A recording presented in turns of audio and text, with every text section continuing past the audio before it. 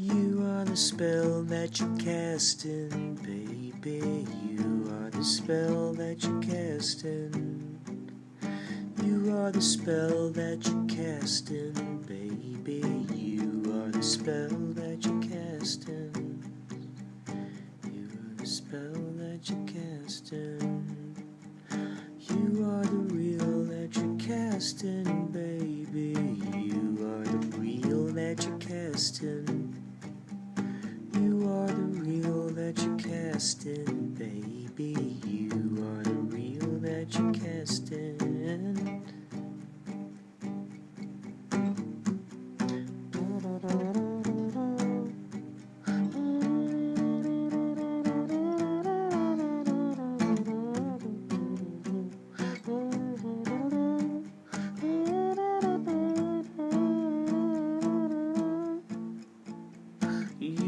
Spell that you're casting, baby. You are the real that you're casting. You are the spell that you're casting, baby. You are the real that you're casting. What will you catch? What will you catch? What will you catch? Catch? What will you catch? What will you catch? What will you catch?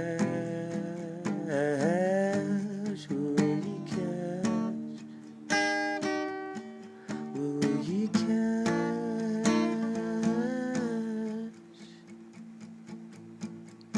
You are the spell that you're casting, baby. You are the spell that you're casting. You are the real that you're casting, baby. You are the real that you're casting.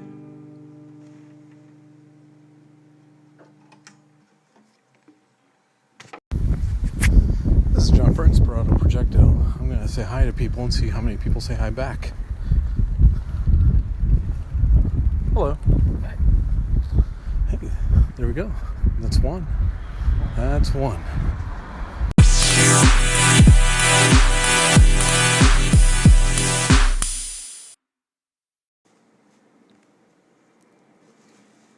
This one is a riff that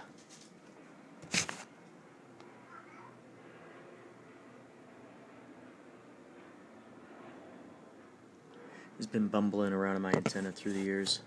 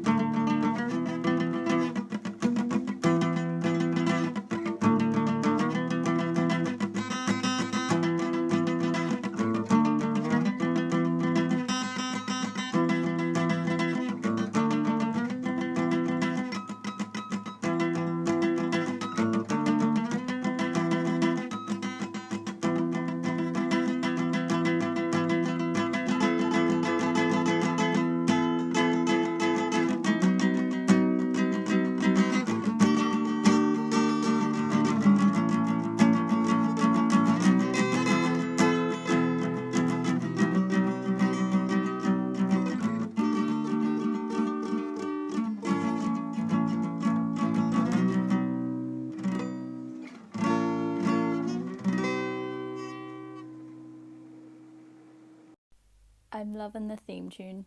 It's great.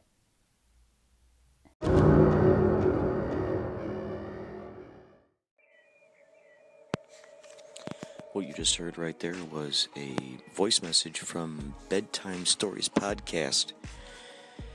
That was in response to a theme song I left for them a week or so ago.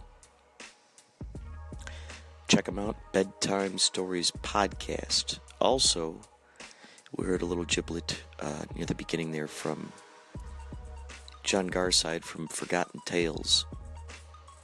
While he's out there in the streets of Whittier, California.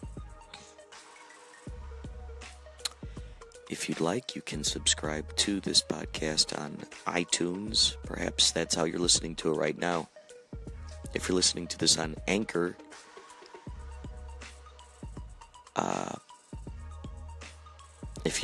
perhaps you have the app downloaded.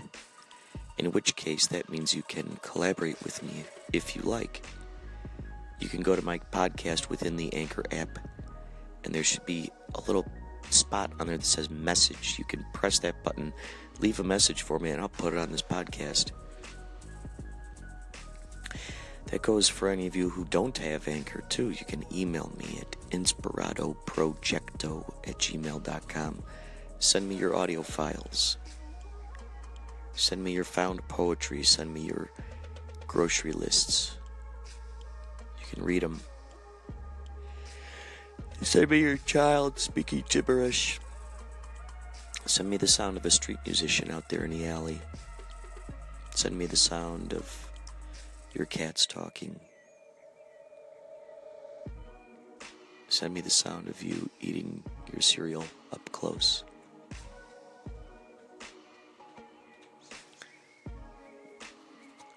Send me your music.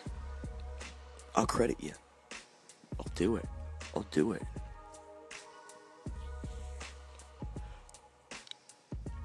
So,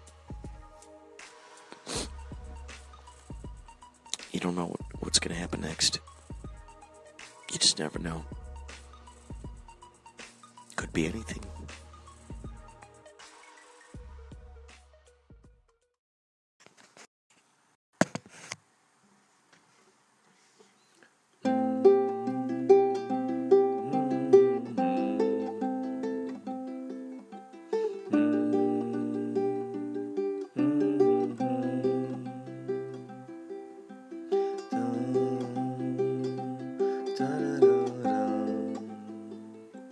Da da da da.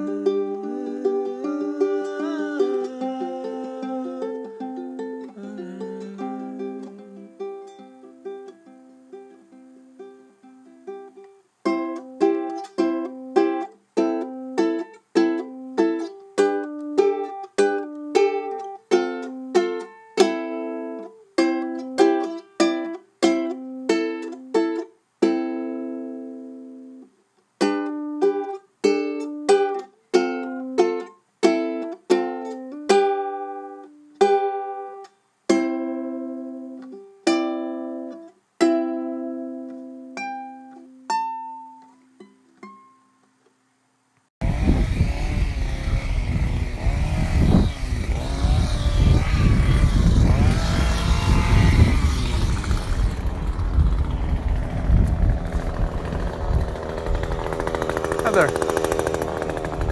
Well, he nodded. Here's an oldie but a goodie.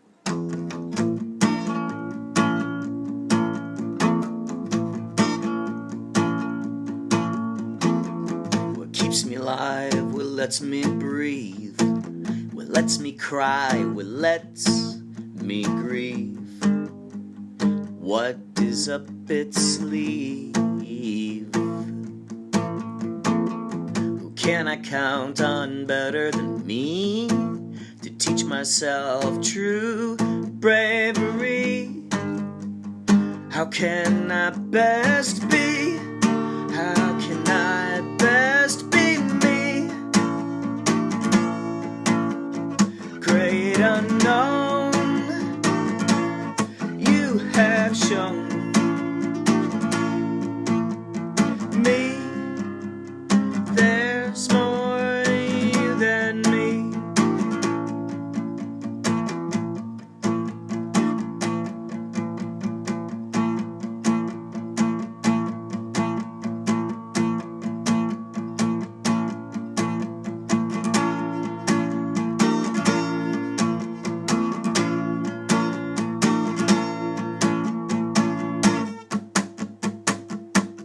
Great unknown,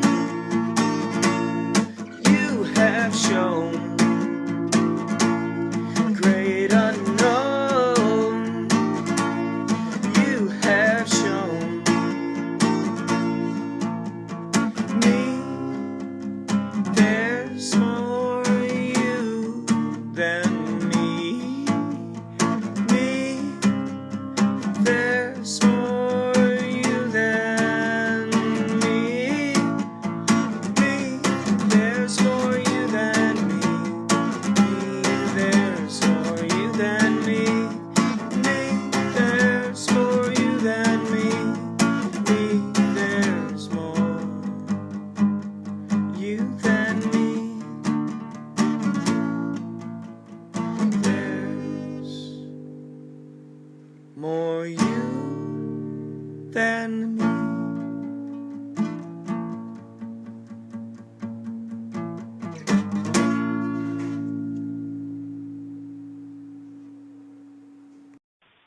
Hey dude, it's me. I got a package in the mail today, which is kind of odd, addressed to me by a guy named Mark Phillips, who lives, which kind of interesting. I know my brother and you live near there.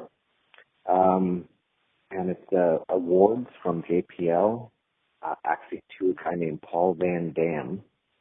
JPL flight project and NASA headquarters, and it's, I don't know, it's like a box award set for someone else, but double packaged and sent directly to me. So don't know what that's about. Anyway, kind of weird universe thing. All right, bye. Hi, it's Mickey Dolans here. You're listening to Inspirado Projecto.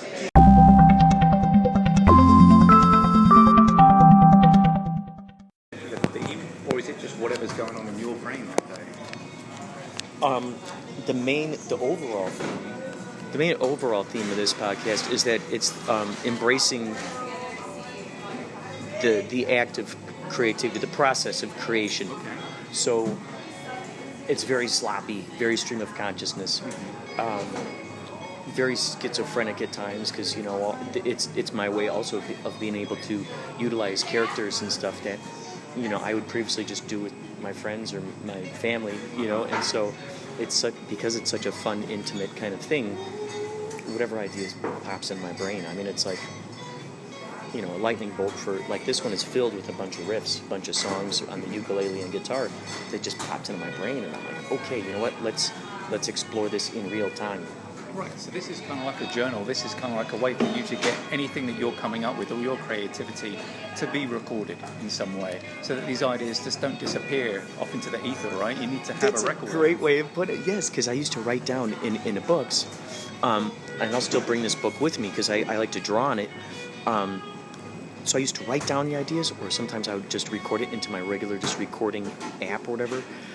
But the thing is that I would find that it would just get filled with so much, all that information would just get filled down here. Mm-hmm. And the whole idea was to take that and then plug it in my computer, and put it onto the hard drive or the C drive or what have you. And then for future, because everything that I'm doing right now is a gift for my future self, so he's able to look back on this archive of what I've done throughout my life. And so I realized that the whole idea was to take those ideas for future things and put them in.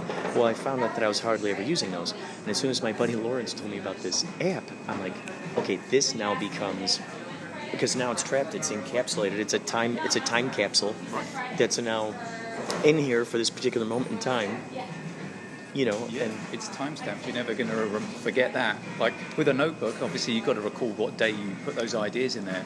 But not only that, you put something in a notebook, that's great to put your ideas down. But then how do you share that with people, right? That's for you, that notepad. And unless you take it and physically show it to someone, it's the only way they're going to get to see it. So recording something and having a method of easily sharing that, yeah, it's fantastic. Well, and plus it could be overwhelming to look at all the stuff in your notepad in front of you and go, okay, I just see a bunch of fragments, a bunch of remnants, all these little things. How do I either A, make sense of this, or is any of it worth making sense of? Or, there's always those crazy battles of like, what am I going to do with this information? How am I going to connect the dots? Yet with this, if the root of what's going on with this is basically a digital sketchbook, and plus, there's this whole revolution that's come about called ASMR. Have you heard of that? No, I haven't. No. Audio sensory. I forgot what the other ones are, but basically the idea is that. Thank you so much. Dig it. Thank you so much. The whole idea is that. Pardon me.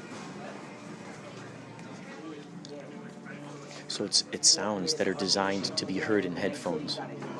Okay. So it's sounds that are designed to be. You want to sit here? Perfect. It's sounds that are designed to be heard in headphones. So, here, let me scoot this over. It looks like you're wedged between the stool over there. Oh, good.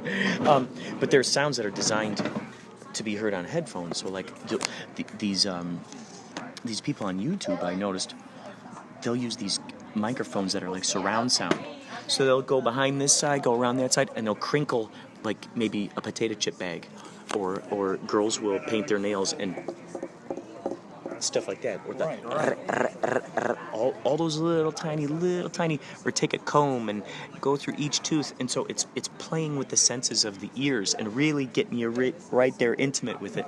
And a lot of it is whispering too. A lot of it is whispering. So they're like, okay, I'm going to give you a massage now, where let's get those shoulders going, and so there's a lot of, it's like a lot of calm things. Close your eyes, that person can be right there with you because you've got surround sound in your head, right? Yeah, oh yeah. And so it enables you to, visualize this thing that's going on, utilizing just your ears. We hear about eye candy all the time. Well, there's that ear candy, and now it's like, ooh, I can see that those jelly bellies, as they're going and crumpling, crunch it around. Ooh, I can see those potato chips. Ooh, I can taste those potato chips. So there's a whole community of that. So I figure that since there are those who do appreciate that, I like a lot of times I'll add ambient sounds, or I'll have just the 30-second sounds of sitting in an elevator, or the close-ups of the gears of the escalator as we're going up. Little things like that. Will you put that in afterwards, or you try and capture that stuff as you're going? Oh yeah, I'll catch that stuff as I'm going. Right. And I also utilize this as a way of being able to capture my synchronicities too. So anytime a synchronicity happens, I'm like, oh, this synchronicity just happened. Here's this crazy thing. I just dreamed of it earlier today. Bam, it's happening now. This person just said this thing, and then a lot of times a synchronicity will happen while I'm in the middle of actually recording something. So then the listener is able to actually witness and feel the impact of that synchronicity as it happens in that moment. So it's being able to document those kind of magical moments in life. Right. I mean, completely unscripted. Nothing completely unplanned, right? Yeah, I mean, that's fantastic. It's interesting that someone would usually sit down for a podcast and say, okay, this is my theme. I've watched something or I've experienced something, and now I'm going to talk about it. I'm going to review it. I'm going to go over something that I experienced, and I'm going to share that all with you. And it sounds to me like you're trying to actually capture life live in a way, you know, and try and say this is, you know, your experience, the listener's experiencing it with you in some context, right? And I love that free-form way of thinking. Thank you, because I realized if the attention is put on, you know, because it's so much. My dad and I have frequently talked about the paralysis of analysis, you know, and I'm sure that's a phrase that's floated around out there for a while. That idea of paralysis of analysis, of going, I want to create this thing, but I've talked about it too much, or I've thought about it too much, or I really want it to be perfect, and I'm scared. I really want it to be polished right when it comes out of the gate. And the crazy thing is, sometimes we forget that there's that sloppy period. There's that period of being okay to kind of like, you know, stumble around in your pajamas and, you know, you got wrinkles in your shirt or whatever. I mean, when you have an idea, that first kernel of an idea with endless possibilities of what it could become, right? It's so exciting. Oh, yeah. But then when you start to then plan things and think about it, and then reality creeps in, and then suddenly there's restraints and things like, oh, well, have I got enough time to do this, or have I got enough money to put this together? Who am I going to collaborate with? But going back to that first original spark of when that idea first came to you, you know, it's endless what you could do with it. Yeah, and then now imagine like capturing that original idea for that spark, or just those few chords for a riff. Those now become, well, documented, because now, in a sense, it's copyrighted, right? Isn't it? In a strange way, it's copyrighted now. And then on top of that, it's a little gift for your future self to be able to, okay, it's a way to chart your progress of a project. Maybe there's a riff that you did 3 podcasts ago, and you go, hey, let's play with that a little bit more. Let's play with that. Let's throw some lyrics in there. Ooh. And then while you're playing that, you're like, what the hell? We just went into a chord that I never knew was there. Right. The other great thing about creating stuff, especially music, is when it just kind of flows through. If you know how to play an instrument, you pick it up, you just start to play. Who knows where these ideas are coming from? They're coming from somewhere, right? And if you get that stuff recorded, you're just playing. You're not even thinking about it, just playing. And then later on, you can listen back to it, hear something that you really like, and it's almost like someone else wrote it. You know, you're listening to a recording of someone playing, even though it's you, and you can hear something as a listener and think, I really like that. That's cool. I'm going to work on that. So you can kind of say, well, it sounds like I'm taking something from someone else, but it was you that came up with it. And that's great. And it's exciting too, because it's a wonderful exercise in authenticity and pure intention and motivation, and like it's an audio visual way of seeing, okay, I planted these seeds, let's see how they grow, and who knows, maybe there's something in there that'll inspire someone who's listening to it that goes, ooh, I've been having a hard time for a song, that'd be a great transition for my song, can I utilize that? Let's collaborate. Oh yeah, absolutely, like that'd be kick-ass. And someone else listening to it will maybe pick up on something that perhaps you didn't. You might record a whole bunch of stuff and pick out a couple of things that you like, but somebody else might say there was this one thing that was awesome, that was great, you know, maybe you should work on that, and you think, okay, all right, maybe I'll go back and revisit that and have a think, and maybe I could rework it in a certain way. And that's the thing with sharing your podcast the way that you're doing, in that with a notebook, no one's going to see that unless you show it to them, but with a podcast and everyone's listening to it, they can kind of put their input into it and pick out things that maybe you missed. It's fun too, because people are now sending me, because I got the email address inspirado@gmail.com, so anybody can send me any sort of audio, whether it's music or whether it's them reading their own poetry or the sound of their dogs, you know, speaking gibberish to each other, and all of that stuff is for this. It's like I always play with do you ever listen to Dr. Demento? Do you remember that guy? Well, it was a radio show where he just put the most obscure sounds on there. Weird Al Yankovic got his start on there. Another one, rides a bus, dun, dun, dun, and it's just him, and he's in the bathroom, and he's playing an accordion, yeah, and it's just, that's it, and then it started, and that was the whole thing that started. So, and then like Orson Welles, how he likes to play with audio. You know, is it real? Is it not real? And then the aspect of National Lampoon, which was those guys were putting together skits and stuff like that. So I always like to say that Inspirado Projecto is like a cross between all of those kind of put together, you know, into this podcast, and you kind of blend them together. But I mean, you yourself, you're not just a musician. You know, you write, you're an actor, you film stuff, filmmaker, I guess, as well, comedian, I guess, you know, funny guy. All these kind of things. How can you decide on one path to take, and how do you control? There must be so much coming out and pulling you in so many different directions. It must be difficult to try and think, what am I going to work on today? Yeah. It's tricky. It's tricky because I always have, like, all ideas that I have down in my notebook. Those are so precious to me. Those are my little children, and I feel such guilt if I'm not giving them oxygen to breathe, if I'm not giving them a chance to grow, and there's a lot of them, you know. So it's like there's an obedience. I if there's anything that I feel tied to, or feel like, what's the word I'm thinking of?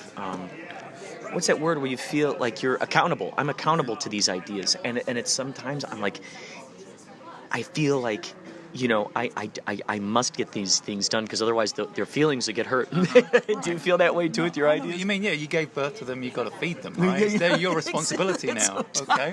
Dude, right? It's so I know true. what you mean. But What a great way of putting it. do you feel that most of your time is directed towards music? Would you say that most of your ideas are musical based, or would you say that you share most of your ideas across a larger spectrum of creativity? I think a lot of different things, because a lot of times in my brain it's, you know, it happens to everyone. However, a lot more lately, I've been noticing it's like a true choose your own adventure path. You know, I'm like, okay, bam, okay, here are these 5 things. Which path am I going to go down? Yeah. You know, right now. And so lately, I've really been trying to give much more of a higher value to just whatever my heart wants to go in that second, and try to be as tuned into that as possible. So sometimes it's a strange character, you know, an idea for a weird skit, you know, and normally I'll go, oh, here's this idea for a skit, and diddle-diddle-dit. Now I just act out the skit if I got the podcast. I suddenly might just start talking like some character, and all of a sudden this new thing emerges, you know, and so I'm allowing, rather than being put like maybe in a mental institution or being diagnosed for who knows what, this now becomes sort of the therapist, I guess, or the canvas that I'm throwing the Jackson Pollock painting. That makes sense. Yeah. How do you feel about, like, when you think about your brain and how it comes up with ideas? Do you feel that your brain is fast? Do you feel that your brain? Let me try and explain like what I mean. Do you feel that your brain is working faster than, say, most people? A non-creative person, or maybe someone that gets up and goes to a steady 9-to-5 job, maybe an accountant or someone like that, kind of a dull-sounding job, and then someone like you that is just bursting with ideas. Do you feel that your brain is moving really quickly and you struggle to kind of keep up with it? Or to you, is that the normal speed and everyone else is super slow? You know? It's so interesting you say that, because I think because I spend so much time, I've truly like actually become what I envisioned that I would one day be and or do, which is actually just making a true living at just doing creative things. If it's not the wedding video editing, then it's the Otley Crew stuff. If it's not the Otley Crew stuff, like recently I did some camera work for Operation Tone Up.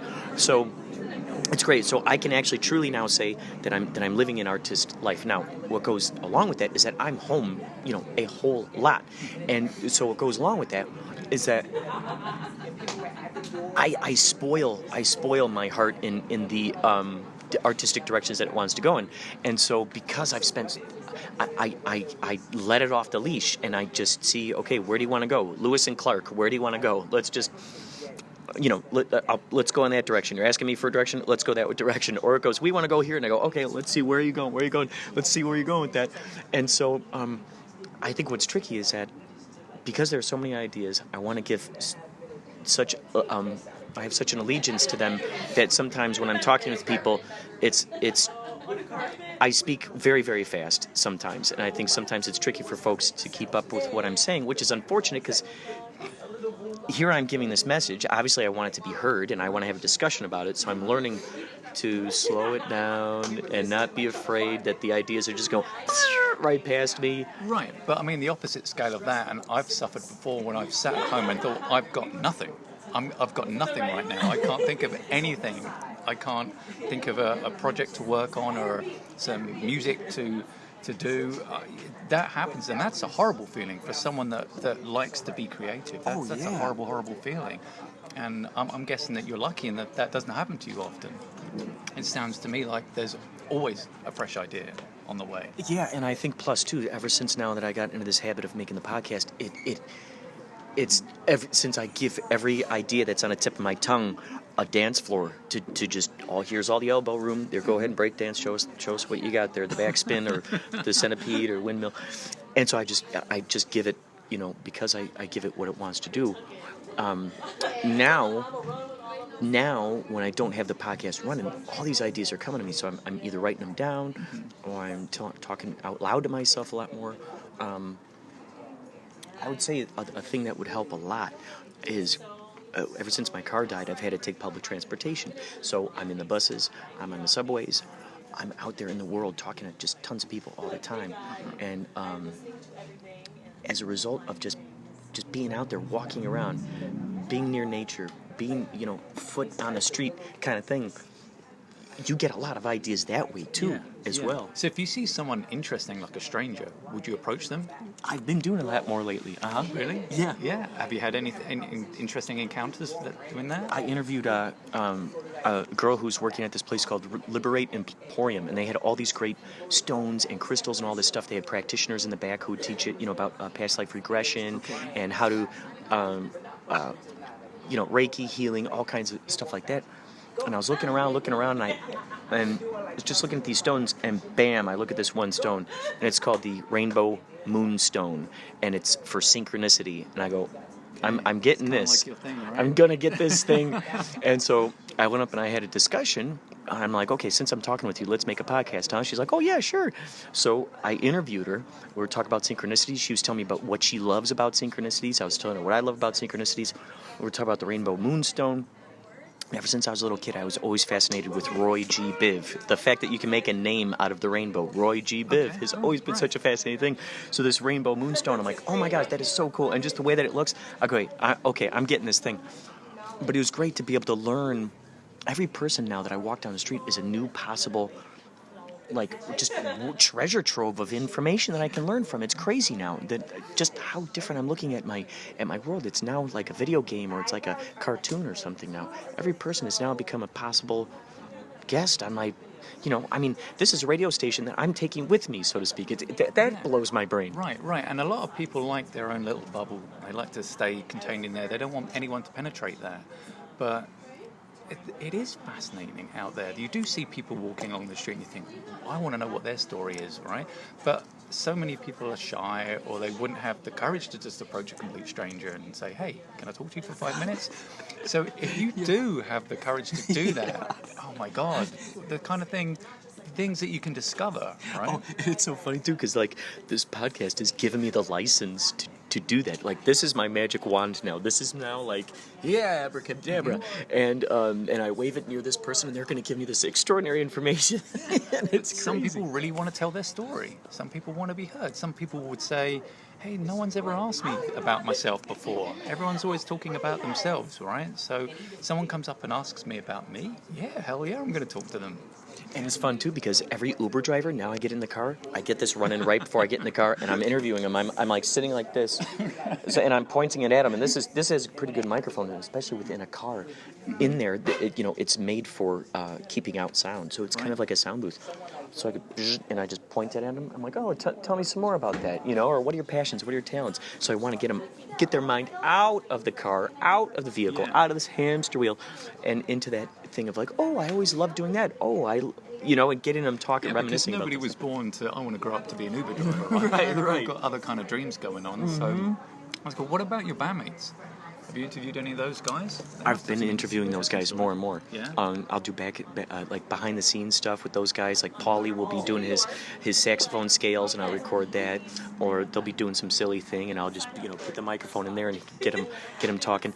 The tricky thing is to if anything embarrassing is said, I delete the recordings. However, what I I only ask them permission after I've already recorded it, because that way I can get a candid, honest appearance. If somebody knows they're being recorded, right? They're going to act a little differently, right? I get that. And well, once again, that idea is to implant the listener into that live experience. So, I'll go, okay, stop, and I go, you guys, that was awesome what you just said. There's nothing embarrassing what you said. It only, enhanced the charm of your personalities. Can I keep it on my podcast? Because if I hit yes right now, it's going to be into one of the segments. How else are you truly going to get honest reaction from someone if they know they're being recorded, right? And they think, okay, someone's going to be listening to this at some point. Better watch what I say, or I have to be smart or witty or funny, But if you record someone and they don't know they're being recorded, you're recording them. You're recording your experience with them. And the listener's going to feel like they were there hanging out with you that time, right? And the thing too is that this has been pushing me to get away from leaning more into, I'll put it that way, but leaning more into just the groove of just being in that moment, and rather than trying to, sensationalize a moment that's happening in time, really get close to a purity of the now. It's really it's really get me into the now a lot. Well, it helps for someone like me who has a pretty bad memory, right? So everyone says, hey, what did you do last week? Because I've got my family back home in the UK, I don't speak to them every day. I speak to them once in a while, and the first thing they're going to say is, hey, what have you been up to? What are you doing these days? And I'm trying to recall all the stuff that's gone on in my life, and there's some pretty interesting things that are happening, but just trying to recall all that from memory, it's difficult to store all that stuff in there. Especially, you have one incredible thing that happens to you, that's going to stand out. But, lots of little cool things, they're in there somewhere, but you kind of tend to forget them. Recording something like this is you're always going to be able to look back on this 2 years from now, 5 years from now. You can look back on that, listen to something, it'll take you right back to that moment, and all these memories will come flooding back.